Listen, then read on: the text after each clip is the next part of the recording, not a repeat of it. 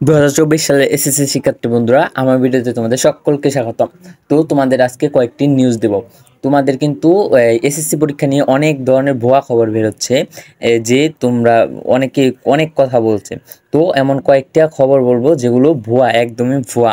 তো ভিডিওটা না টেনে সম্পূর্ণ দেখার অনুরোধ রইল। আর তুমি যদি আমার চ্যানেল নতুন হয়ে থাকো, অবশ্যই চ্যানেলটাকে সাবস্ক্রাইব করে পাশে থাকা বেল আইকনটা ক্লিক করে রাখবে। তো প্রথমে বললেই এবছর পাসের হার, অনেকে বলছে এবছর পাসের হার ভালোই, এবছর পাসের হার 85%, 90%। আসলে এই কথার সত্যটা কতটুকু? অনেকেই দেখবে বলবে যে এবছর পাসের হার ভালোই বা 85%, 90% এমন। আসলে এই অনেকেই এটা বলছে, কিন্তু আসলে এটা ততটাও সত্য না।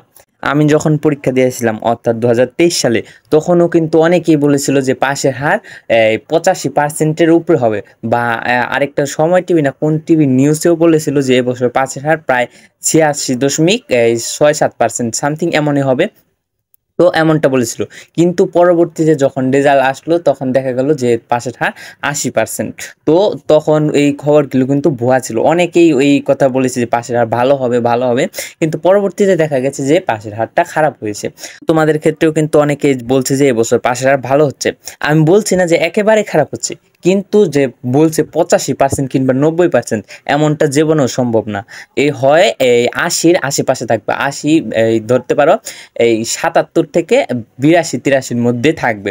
কিন্তু একবারে যে 85 ছাড়িয়ে যাবে এমনটা জীবনও সম্ভব না। কারণ করোনার মধ্যেই এই পাসের হার ছিল 85 একটু উপরে। তো তখন শর্ট সিলেবাসে পরীক্ষা হয়েছিল, হাফ মার্কে পরীক্ষা হয়েছিল অর্থাৎ 2022 সালে। তো তখনকার পাসের হার একটু ভালো ছিল, কিন্তু তোমাদের যে পাসের হার এত বেশি হবে এটা না। তারপর আরেকটা গুজব যে এসএসসি পরীক্ষার রেজাল্ট 7 তারিখে দিয়ে দিবে।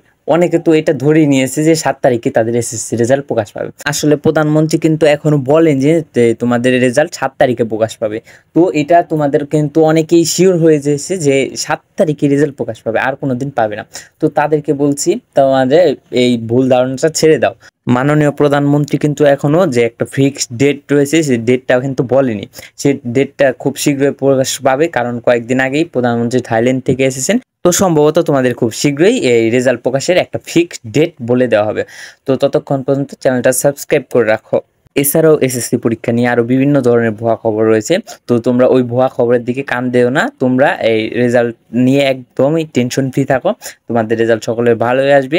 তো এই নিয়ে তোমরা টেনশন ছেড়ে ফেলো। আর তুমি যদি আমার চ্যানেল নতুন হয়ে থাকো, আগেই বললাম, চ্যানেলটা সাবস্ক্রাইব করে পাশে থাকা বেল আইকনটা ক্লিক করে রাখো।